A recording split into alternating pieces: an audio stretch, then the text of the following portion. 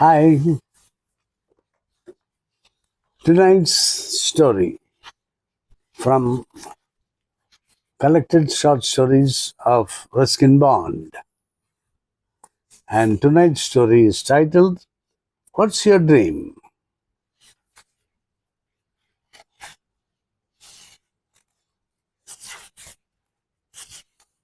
Oh, very short. One, two, three. I think there are a few leftover pieces of stories which then they collected in a on a tray and just added it at the end of the book. Okay, let's see how it goes. What's your dream? An old man, a beggar man, bent double with a flowing white beard and piercing grey eyes, stopped on the road on the other side of the garden wall and looked up at me, where I perched on the branch of a lychee tree. What's your dream? He asked. It was a startling question coming from that raggedly old man on the street. Even more startling that it should have been made in English. English speaking beggars were a rarity in those days. What's your dream? He repeated. I don't remember, I said. I don't think I had a dream last night. That's not what I mean. You know, it isn't what I mean. I can see you're a dreamer. It's not the lychee season, but you sit in that tree all afternoon dreaming. I just like sitting here, I said. I refused to admit that I was a dreamer. Other boys didn't dream. They had catapults. In a dream, my boy, is what you want most in life. Oh, a dream, my boy, is what you want most in life. Isn't there something that you want more than anything else? Yes, I said promptly. A room of my own. Ah, a room of your own, a tree of your own. It's the same thing. Not many people can have their own rooms, you know, not in a land as crowded as ours. Just a small room. And what kind of a room do you live in at present? It's a big room, but I have to share it with my brothers and sisters and even my aunt when she visits. I see. What you really want is freedom. Your own tree, your own room, your own small place in the sun.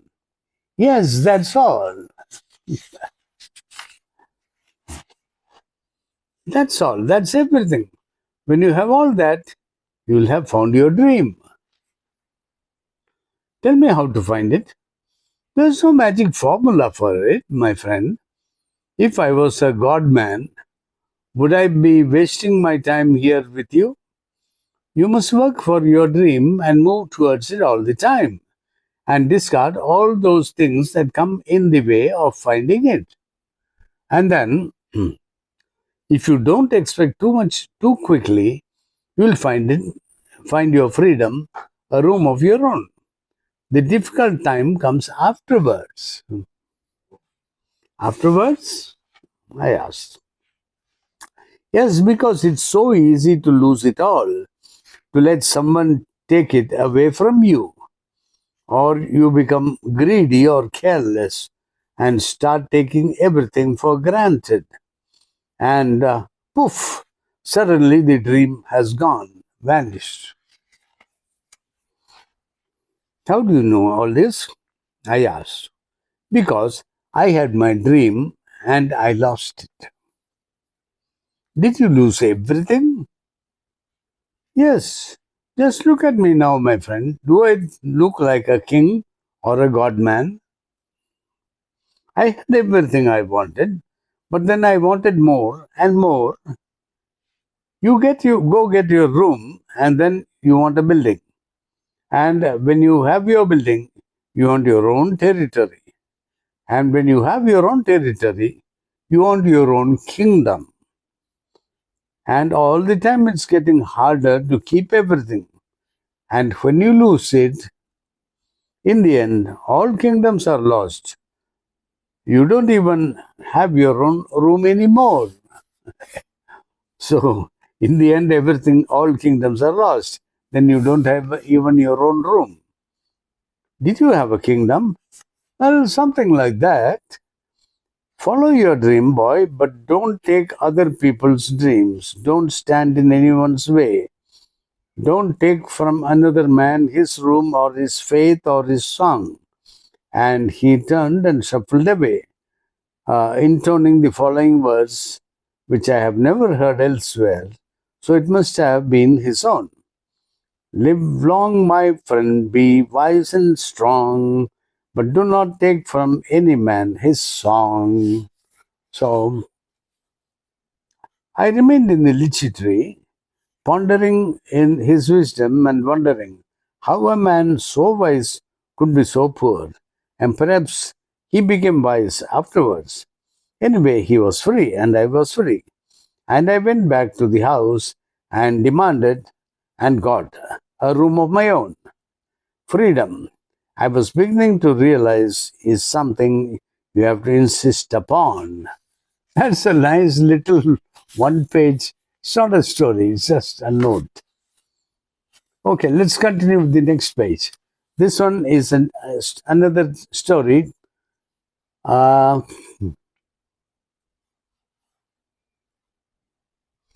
it is titled Eyes of the Cat. I don't know if I've already read it.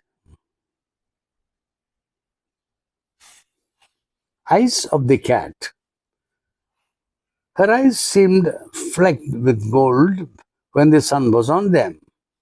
And as the sun set over the mountains, drawing a deep red wound across the sky, there was more than gold in Binya's eyes.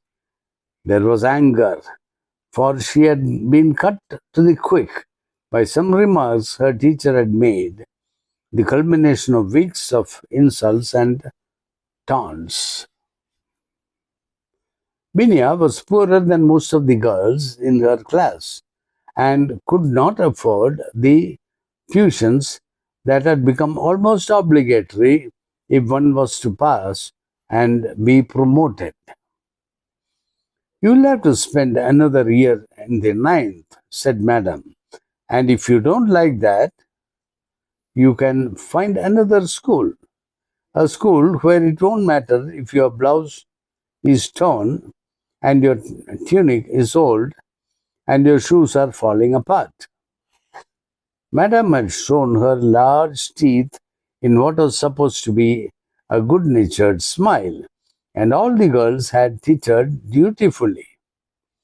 Psychophancy had become part of the curriculum in Madam's private academy for girls. That's sad. Okay. On the way home in the gathering gloom, Binya's two companions commiserated with her. She's a mean old thing, said Usha. She doesn't care for anyone but herself. Her laugh reminds me of a donkey braying, said Sunita, who was more forthright. But Binya wasn't really listening. Her eyes were fixed on some point in the far distance, where the pines stood in silhouette against a night sky that was growing brighter every moment. The moon was rising, a full moon, a moon that meant something very special to Binya, that made her blood tingle and her skin prickle and her hair glow and send out sparks. Her steps seemed to grow lighter, her limbs more sinewy, as she moved gracefully, softly over the mountain path. I like this.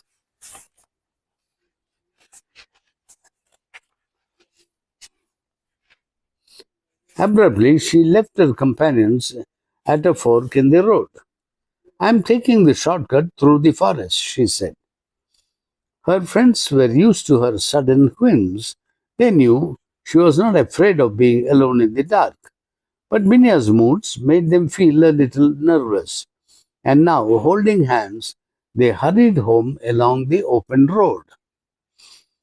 The shortcut took Binya through the dark oak forest. The crooked, tormented branches of the oaks threw twisted shadows across the path. A jackal howled at the moon. A nightjar called from the bushes.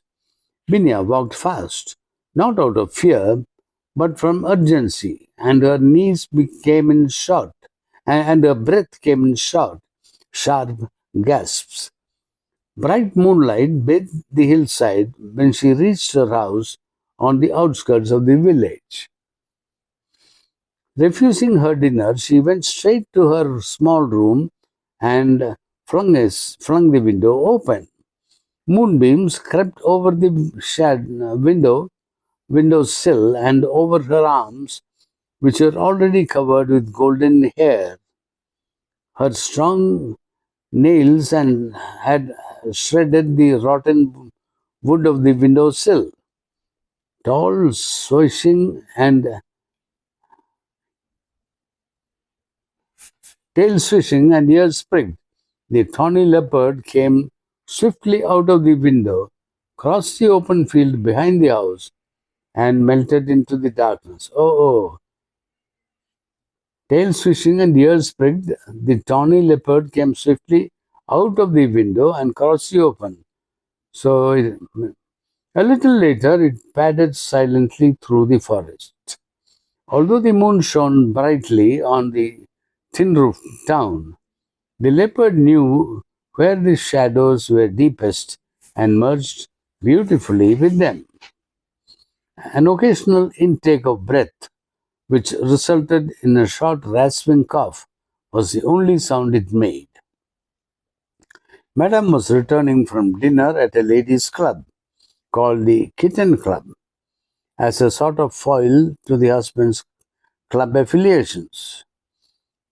There were still a few people in the street, and while no one could help noticing Madame, who had the contours of a steamroller, none saw or heard the predator who had slipped down a side alley and reached the steps of the teacher's house. It sat there silently, waiting for with all the patience of an obedient schoolgirl. When Madame saw the leopard on her steps, she dropped her handbag and opened her mouth to scream, but her voice would not materialize. Nor would her tongue ever be used again, either to savor chicken biryani or to pour scorn upon her pupils. For the leopard had sprung at her throat, broken her neck, and dragged her into the bushes. In the morning, when Usha and Sunita went out for school, they stopped as usual at Binya's cottage and called out to her. Binya was sitting in the sun, combing her long black hair. Aren't you coming to school today, Binya? Asked the girls.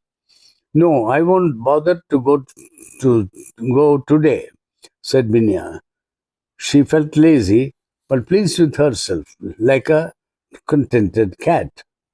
Madam won't be pleased, said Usha. Shall we tell her you are sick? It won't be necessary, said Binya, and gave them one of her mysterious smiles. I'm sure it's going to be a holiday. Wow, that's a great little story. He didn't say it, but there is a very strong indication that Binya turned into that leopard. Okay, this is one more small one. As I told you, these stories at the end of the book are very, very small, short. The cherry tree. One day, when Rakesh was 6, he walked home from the Mussoorie bazaar eating cherries. They were a little sweet, a little sour, small bright red cherries which had come all the way from Kashmir Valley. Here in the Himalayan foothills where Rakesh lived, there were not many fruit trees.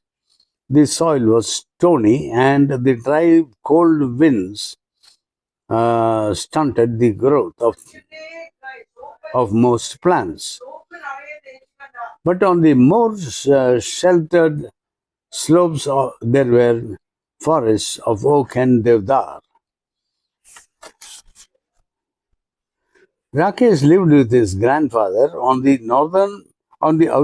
outskirts of Basuri, just where the forest began.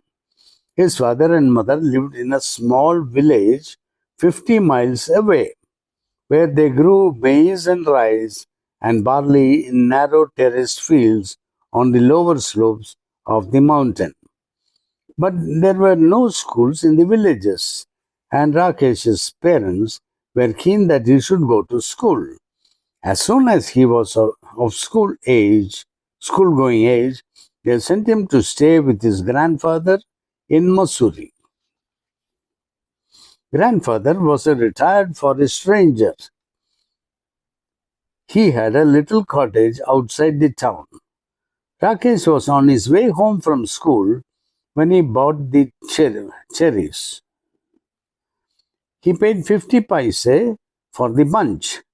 It took him about half an hour to walk home, and by the time he reached the cottage, there were only 3 cherries left. Have a cherry, grandfather, he said as soon as he saw his grandfather in the garden. Grandfather took 1 cherry, and Rakesh promptly ate the other 2. He kept the last seed in his mouth for some time, rolling it round and round on his tongue until all the tang had gone.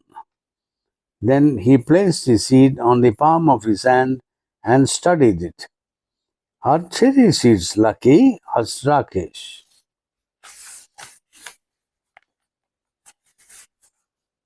"Of course. Then I'll keep it. Nothing is lucky if you put it away. If you want luck, you must put it into some use." "What can I do with the seed?" he asked. "Plant it," said his grandfather. So Rakesh found a small spade and began to dig up a flower bed. "Hey, not there," said grandfather. "I've sown mustard in that bed. Plant it in that shady corner where it won't be disturbed." Rakesh went to a corner of the garden where the earth was soft and yielding.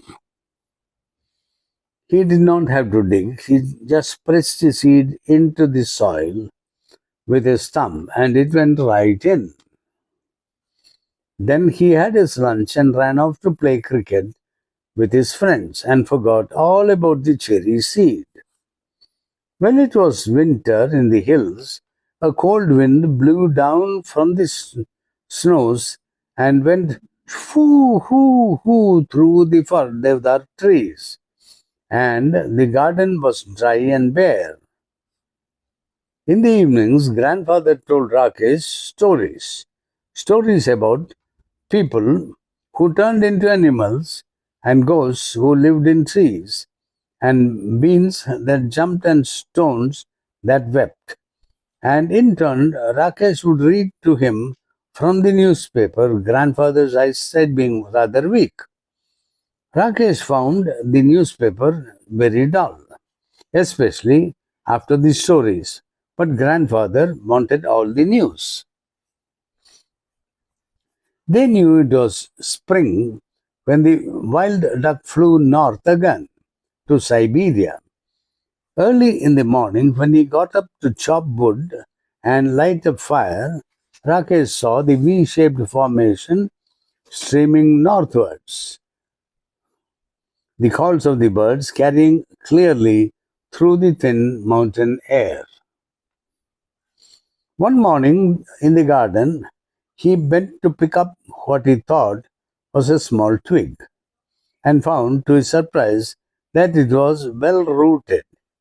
He stared at it for a moment, then ran to fetch grandfather, calling, Dada, come and look, the cherry tree has come up.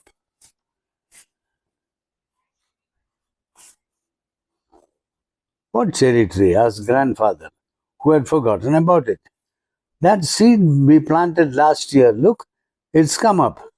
Rakesh went down on his haunches while grandfather bent almost double and peered down at the tiny tree. It was about 4 inches high. Yes, it's a cherry tree, said grandfather. You should water it now and then.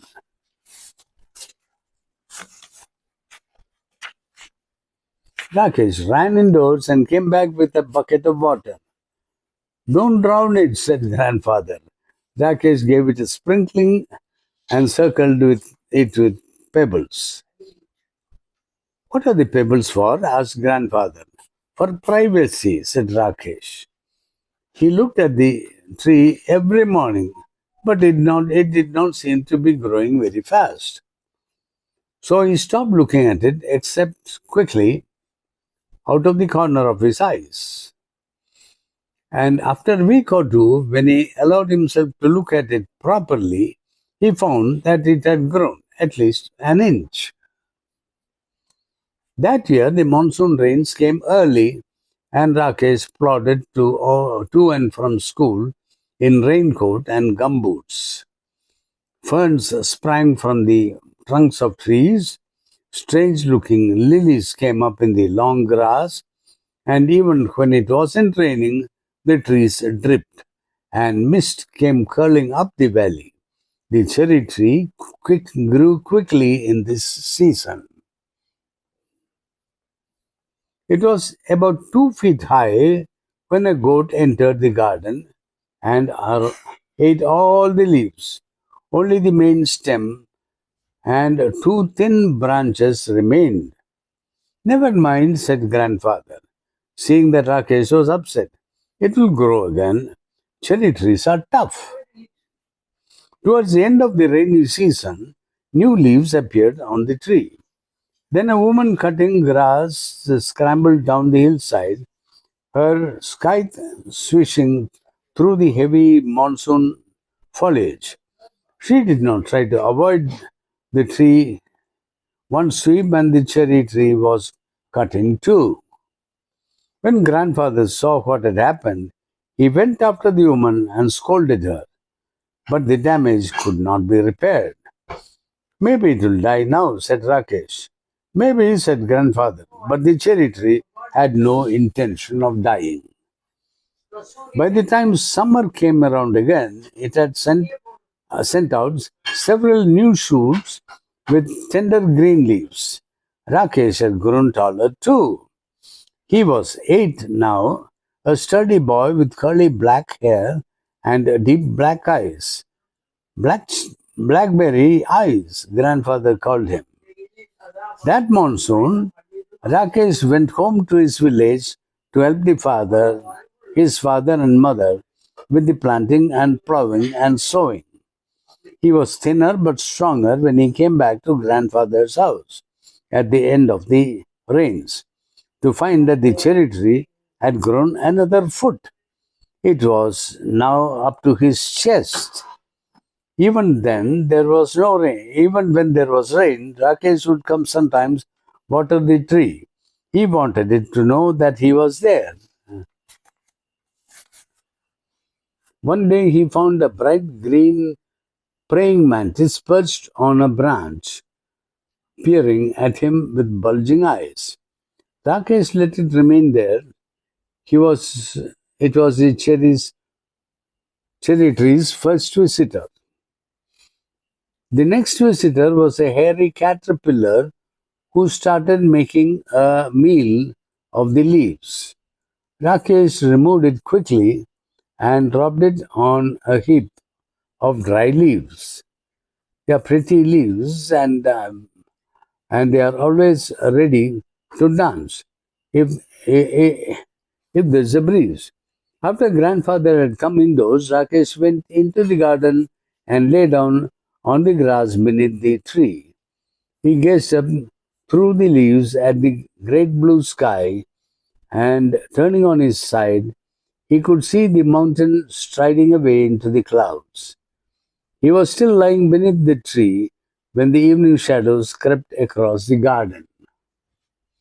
Grandfather came back and sat down beside Rakesh, and they waited in silence until the stars came out and the night jar began to call. In the forest below, the crickets and cicadas began tuning up, and suddenly the tree was full of the sound of insects. There are so many trees in the forest, said Rakesh. What is so special about this tree? Why do we like it so much? We planted it ourselves, said the grandfather. That is why it is special. Just one small seed, said Rakesh, and he touched the smooth bark of the tree that had grown. He ran his hand along the trunk of the tree and put his finger on the tip of a leaf. I wonder, he whispered, is this what it feels to be God? And that's a very, very nice, elegant story. I think I'll stop here. Thank you very much.